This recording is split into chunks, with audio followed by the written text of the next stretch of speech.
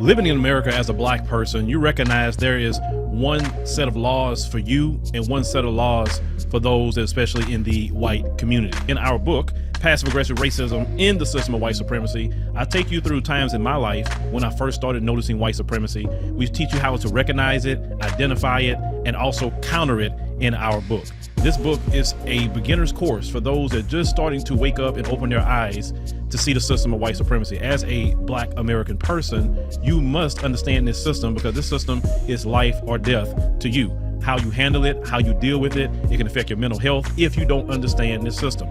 Pick up our book, Passive Aggressive Racism and the System of White Supremacy, today on Amazon. You look at the white supremacists in white supremacy. They already got their little hellions trained already. Oh yeah, they trained them how to shoot and everything. Yeah, they got them trained. They got them already. The next white supremacists. That's why the system continues. Anti-black racism. That is a pillar in white supremacy. And you thinking, okay, the Mitch McConnells, whatever, they die off. That's it. No. You already got the hellions right now. Yeah. That's here. That's going to continue it on. But in the black community, we don't want to continue anything or pass anything down. But you know what killed me about that? And is that when we're dealing with our kids, we'll glorify them twerking. You understand what I'm saying? We'll glorify you twerking. We'll glorify you having about 10 or 7 baby mamas and all this old foolishness. But you're not putting them into the actual transitional mode. You know what I'm saying? See, like with my kids, I ain't having that. Because at the end of the day, is that mama got her education. You don't have a choice. Because that's how my parents was with me. My parents have their education. So I had to make sure that when it comes to dealing with my kids, you're not going to be running around here with no twerk session and stuff. We're not having that in here. Education is first, and you're going to govern yourself accordingly. I'm going to lay you down. I would have said something else, but I'm going to lay you down, okay? So that's just how I feel. And it's like, I looked at a lot of these videos. They teaching these kids with guns and all kinds of stuff, gun control and all kind of stuff. Like, it's like an 11-year-old little girl that's a marksman. 11 years old. But then you have an 11-year-old black kid like us want to get over here twerking like she Megan Thee Stallion. Yeah. Come on. We got to do better, people. We got to do better. We got to know what our main priority is as a people. We can't be running around here falling in the Jim Crow plan. We got to get rid of the colorism. We got to get rid of feeling that mediocrity is cool. We got to get rid of that. You'll say that. Because I'm just going to be honest. We got to get rid of the generational curse. Because black people, we have it, and we have it bad. Mm-hmm. We got to get rid of these family secrets when they run around here being freaky and stuff. We got to get rid of that mess. And we got to rebuild as a people. We have to rebuild when it comes to our worth. That's what I'm on, especially our black sisters. You are more than your thighs. You are more than your breasts. You are a strong woman. You are the woman who brings life. Which means you need to govern yourself better than what you're doing. Why you running around here wearing these little skimpy looking clothes, showing yourself and not leaving it to the man's imagination? My grandma say, you out late at night, ain't nothing open after 1 o'clock but legs. You need to learn how you need to govern yourself as a woman. I was reading something dealing with the black man from Minister Farrakhan. Mm-hmm. The reason why we have issues with the black man having these baby mamas and all this here kind of stuff, because it leads to the slavery mentality. Because our black men were only used as studs. Okay? So this explains why they don't want the responsibility, because guess what? When they want the pleasure, but they don't want the responsibility.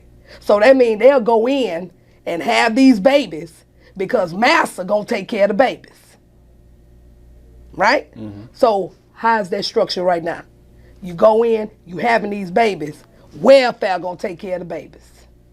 Because they are not woke of getting out of that slave mentality. Well, since you went there, 51% of black men don't even have children, and really it's a certain type of black man. About 31% of black men having children with multiple women. Like they had the truck driver guy, they had 30 some odd children, I think with 11 women. I mean, that is the issue and problem. That's what I'm on. It's like these certain dusty dudes, and I can't stand them. They dusty, got nothing going on. And some guys got a job, could be dusty at the same time, but they have no responsibility. I'm a firm believer of creating families. I don't believe in all these illegitimate children all over the place with no daddy. Right. You know what I'm saying? And it puts them in a position, even with this freaking slave plantation called the prison system. Oh yeah. Right? Children without fathers, if you talk to most of them, they went to prison, most of them will tell you I didn't have a dad.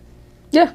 They didn't come from two-parent households or they loving and they behind them. Well, you know that's done by design, because the main thing that the black family had was the strong fist of the family. And when you turn around and brought in that welfare, free housing to where you can't have the man in the house, that's what broke us. That's what broke us. Because keep in mind, you know, back in the day when we had grandma, pawpaw, all them, baby, if anybody got into it, baby, they had a party and they ironed that mess out. Yeah. And when I was growing up, all of my aunts and uncles, everybody was married around there. My pawpaw was a pastor. On my mom and them side, you know, they're a little hood, but all of them was married. And all of them had kids and stuff. Now, you may have a couple uncles that may try to step out here and there, you know. But at the end of the day, that family structure was there. Yeah. And my grandmother was like this. Even you stepped out on your marriage, that's staying out there. That ain't coming in here. But, I mean, that was how our families were back then. And now it's like it's normalized and it's not normal. You know what I mean? Like, we got to get back to the basics. We got to get back to the structural of the black family. Well, it's like with my grandmother and them was the same thing. I grew up originally in Port Arthur, Texas. I was born and raised there. That's where my mama from. Oh, your mama from Port Arthur? Yes. Okay. And my daddy from Beaumont. Okay, from Beaumont. Yeah. Both my parents, you know, Port Arthur. You know, my mom grew up in the El Vesta area. My dad and them grew up, you know, they say in town. You know, whatever. My parents on the west side. On the west side, yeah. I know exactly the west side at. So you know, when they was alive, my grandparents, they would always, like you said, keep the family together. You had to go to grandma's house on Sunday. They had the big meals, you know. It wasn't all this secret stuff going on. Like you say, you know, I know about the illegitimate children thing, but like you said, you got to take care of your family. But that wasn't too big of a thing because, see, where I grew up, I got to see a lot of, you know, between my grandparents, my father, uncles, I saw a lot of, you know, good black men. We didn't have a bunch of criminals in my family. You know, it was either they had good jobs, businesses. I didn't grow up seeing black men hitting women. That's right. I didn't grow up seeing black men, you know, getting drunk and using drugs and not doing right by their kids. So for me, I come with that worldview. So when I look at today, I'm like, what the hell y'all doing? That's why I said, thinking recently in the video, I love wintertime. Because wintertime, you at least these little females you're talking about, they got their clothes on. At one point in time, black women would check them. Today, you better be careful checking these young girls today, because you don't know, they may pull something out on you. Half naked around here, but if a black woman tell you something, you want to fight her and beat her like she, you know, trying to harm you. And all she trying to do is pull your coat. Yeah. And another deal that I really would look at is that when it came to when we were growing up, I would always go to Port Arthur to my grandma's house. My grandma used to. Oh, my grandma didn't play. My grandma used to always have them little cookies, you know, there's white on the one side and dark on the other with the cream in the middle, and had it in the freezer.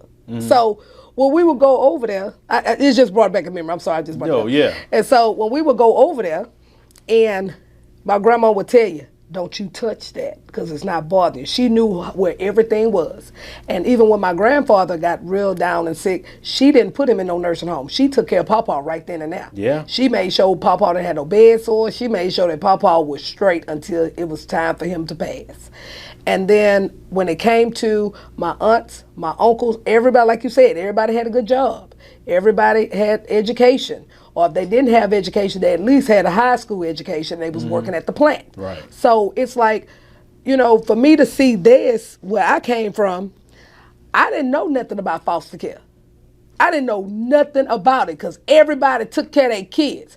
And if they didn't take care of their kids, you best believe one of them brothers or sisters gonna get one of them somebody children. gonna take Somebody them gonna in. take that kid. It wasn't no foster care or nothing. Right. Until you get your financial situation together, then you come back and get the kid. Never heard of foster care. But I heard about foster care when I was where was I at? I heard about it when I substituted. I was a substitute teacher. I heard about it. And I was like, they had a parent conference day, right? And then I see a white kid that was actually in my class at that time. And I turn around and you got a black mama and a black daddy. And I was completely oblivious. I was completely, threw me all the way off. And I just had to say, because I can't control my mouth. I'm just gonna say it. And I said, wait a minute, how does this work? I had to ask that. And so then, then that's when, they explained to me the process about foster care. And then at that time, they was like, you know what, you'll be a good foster parent. Because I didn't have any kids. You know what I mean? I was out of school. I ain't had no kids. And so I ended up taking care of the people's kids before I had my own kids. Oh, wow. And so I was a foster parent for over 12 years. Oh, wow. And I done had over 15 children or more. No, I done had over 30 kids graduate high school under me. And I done had about 11 graduate college under me. So now I'm a little older. I may not look it, but baby, a sister's tired. But I can't stop because these are mine. And I got to give them the same knowledge. I have to pour in the same structure that I did with those children. And I did adopt one. Okay. And he's doing good. Got a college education. He's still petty as hell, but he good, And you'll be surprised. When holidays come, all those children come to my house. They still call you. They still call me. They all come to the house. They all got kids, and they all bring them over there. So we have a big old shindig. But then it was kind of difficult when COVID happened. Because, baby, I wasn't letting nobody come over there. Yeah. You know what I'm saying? So, but at the end of the day, I'm about the black family. I'm about everything that's going to be positive to not affect the disenfranchisement of our people. That's what I'm for.